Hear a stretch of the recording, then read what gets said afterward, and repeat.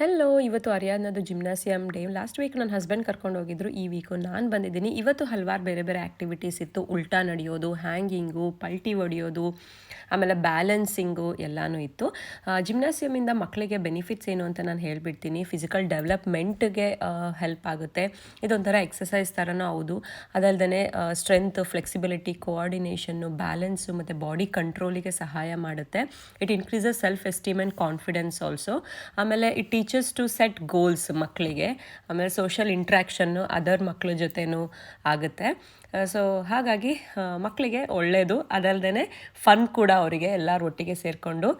ನಿಮಗೆ ಜ್ಞಾಪಕ ಇರ್ಬೋದು, ನಾವು ಚಿಕ್ಕ ವಯಸ್ಸಲ್ಲಿ ಮನೆಯಲ್ಲೇ ಇದನ್ನೆಲ್ಲನೂ ಮಾಡ್ತಾಯಿದ್ವಿ. ಲೈಕ್ ಬೆಡ್ ಕೆಳಗಡೆ ಹೋಗೋದು, ಬಾಗಿಲು ಹತ್ತೋದು, ಆಮೇಲೆ ಪಲ್ಟಿ ಹೊಡೆಯೋದು, ಇದೆಲ್ಲ ನಾವು ಮನೆಯಲ್ಲೇ ಕಲಿತಾ ಇದ್ವಿ. ಅದಕ್ಕೆ ಅಂತ ಸಪ್ರೇಟ್ ಕ್ಲಾಸ್ಗಳೇ ಇರಲಿಲ್ಲ. ಇವಾಗ ಮಕ್ಕಳಿಗೆ ಅದಕ್ಕೆ ಅಂತಲೇ ಸಪ್ರೇಟ್ ಕ್ಲಾಸ್ ಇರುತ್ತೆ. ಬಾಯ್.